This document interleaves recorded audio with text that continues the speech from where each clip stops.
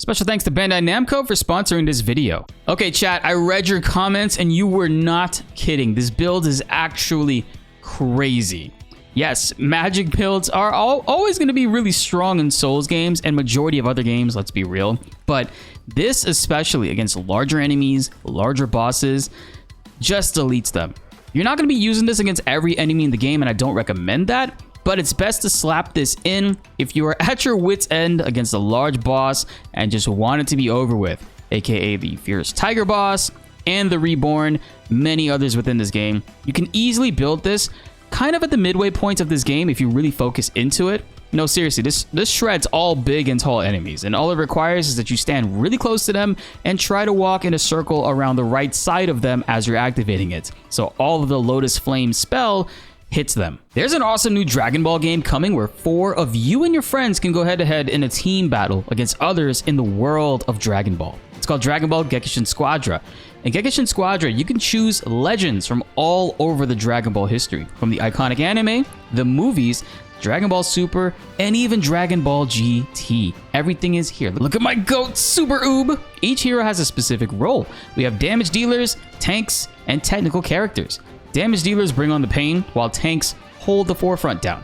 Technical characters are super versatile, capable of dealing damage and also supporting teammates to maximize your chances of winning. The game has a lot of customization options too, some of the best skins that I've seen in any game. The special finisher animations have a lot of energy too and pack straight up punches from the anime.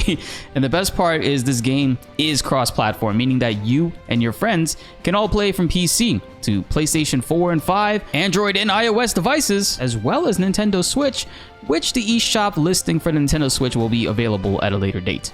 Click the link down below to wishlist Dragon Ball Gekishin Squadra right now. There's tons of goodies and rewards waiting for us. Let's hit that 3 million goal so this way we can all get Goku Mini from Dragon Ball Daima. Special thanks to Bandai Namco for sponsoring this video. I'll be seeing you guys on the battlefield. So how do you make this build? First things first, you're going to need the spell Lotus Soul Flame. Now, you can use any spell really, but this just deals crazy big damage when it comes to large targets because of how many particles are shooting out, and you can pretty much land majority of them on them, and that's how you get that crazy ass damage. It does cost 5 feathers in order to cast this, so you do have to go down the elusive tree, of course, and you can get this as early as Mount Zenwu at the Battlefield Pass. I'll show you guys exactly where you got to go in order to get it. It's pretty close to this shrine. There's gonna be an enemy at the top of these stairs that you can run up and go ahead and kill them, and behind that enemy there's gonna be a body that you can loot, and that body's gonna give you the Lotus Soul Flame, which is an insane spell. So we're gonna run all the way up these stairs.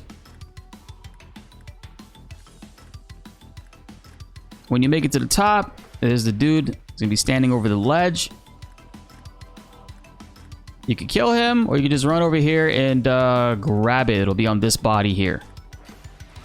Weapon we're going to be using is the Astral Blade. You get this pretty early on in the game, and the reason why we're using it is because if you look at its scaling, it's level 5 in magic, which is kind of nuts. So you just need to focus into your magic stat, and that's going to give you a lot of damage with this. The best place you're going to want to go, obviously, you're going to go into the one-handed tree, and I would take the upper route because this route gives you a lot of magic to sort through, a lot of different masteries to pick. If you look, it's like majority of up here is going to be magic stats, and this is the direction that I took currently with this weapon. There's also feathering down here too. The main thing is like the biding time. As time passes on, you'll keep gaining 1 Skyborn Might continuously. So you'll always have 1 in your inventory as you roam around if you just want to do a completely full magic build, absolutely. Now the next spot you're going to want to go is this left side tree, Elusive Tree.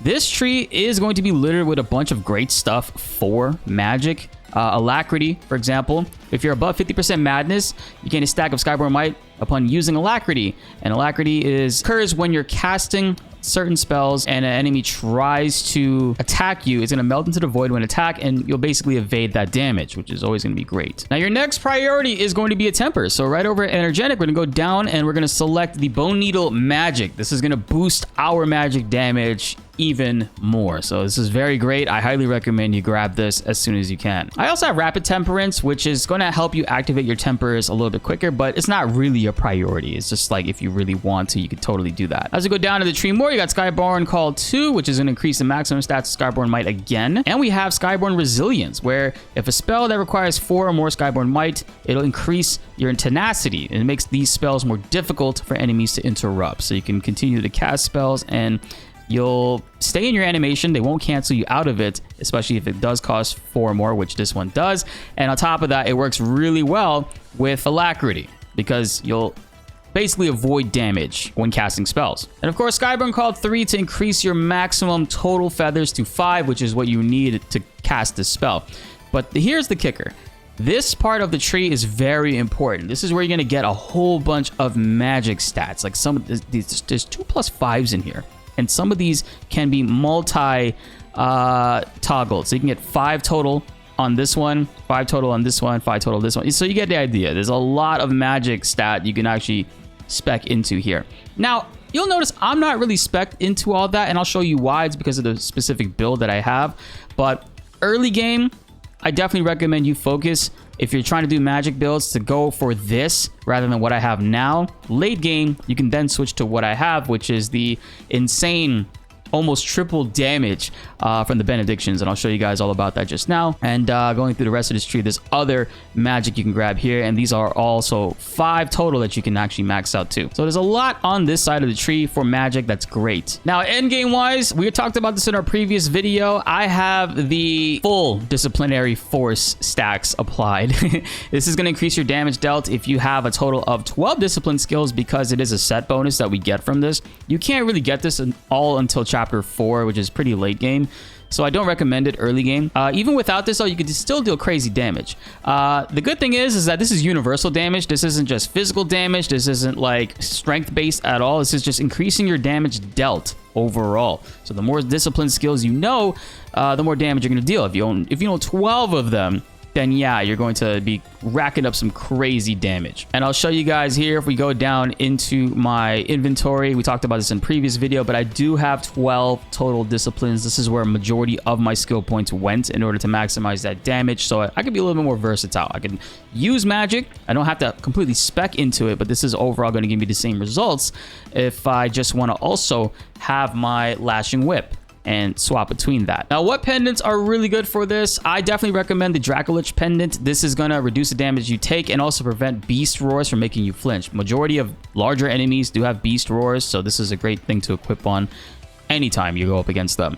The sun pendant, you don't get this until chapter 4 also.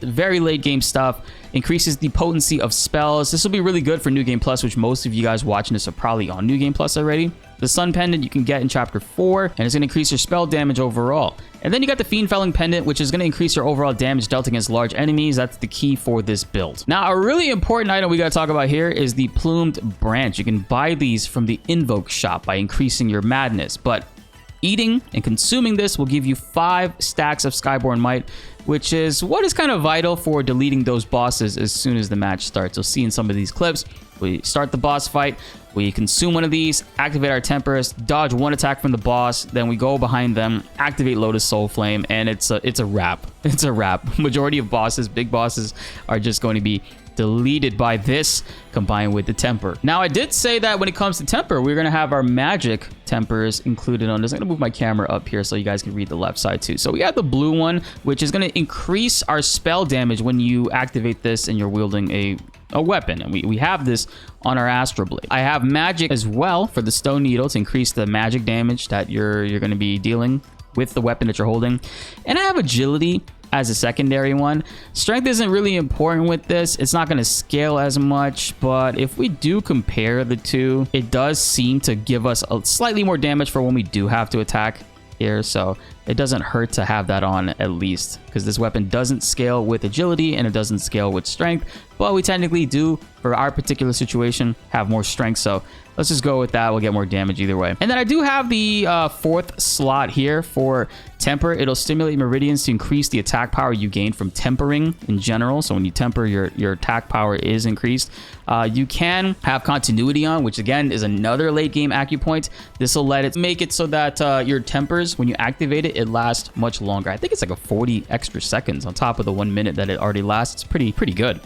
And then there's also status. If you're using status effect magic, I definitely recommend going for that. But continuity might be your best friend in this boat, or just the tempers to get overall more damage, right? If you don't have the disciplinary force benedictions, you could also focus on benedictions that increase your skyborn effects, like this one. In the third slot, wisdom, it increases your skyborn might, actually increases your spell damage if you have skyborn might. So this will overall boost your damage. But if you do have these 9 disciplinary forces, the 6, and the try, it's almost always better to go for that. But again, that's not till late game. And just to show you guys here in the Invoke store, I do have my madness kind of capped up, and I've bought way too many of plume branches, but you can see you can get them from here. They do increase your madness by 20, which is okay. It's not too bad to have that, especially like if you're going up against bosses. But I definitely recommend only using this build if you're going against the larger enemies, and especially if you're having a lot of trouble with them, especially like the end game bosses. A lot of them are large enemies, so this will make quick work of most of them. Again, you just activate that temper. This is going to boost your magic damage overall, and you get those 5 feathers.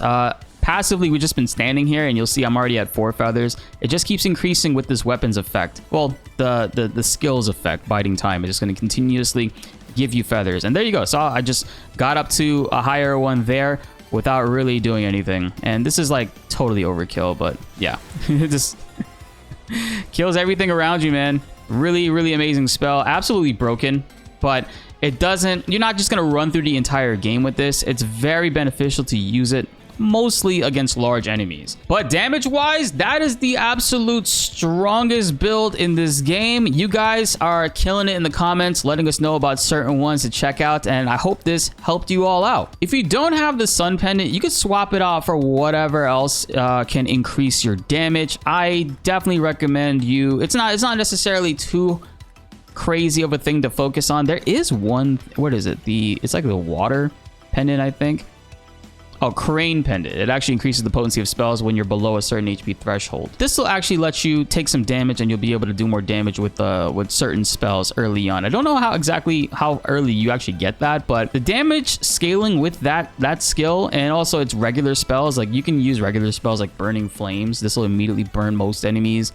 You can swap this out for other like quick moving, faster spells in general. It'll just deal more damage overall if you're running this build with that. And I highly recommend you all try it out, and let me know what the results are.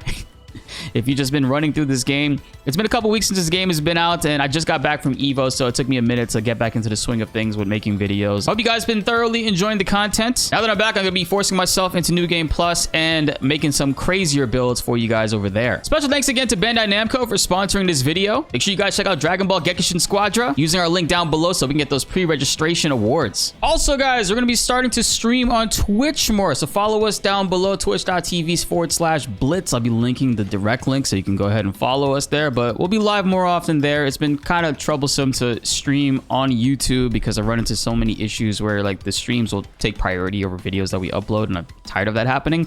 It's a little bit more easier to stream on Twitch at any time, honestly. So we'll be over there a little bit more. Be sure to follow us and help us probably get to that partner status on Twitch sooner than later, I guess. Be sure to like the video if you enjoyed, and subscribe if you are new. More Wuchang videos are on the way and you don't want to miss them. My name is BltzZ, and thanks for watching.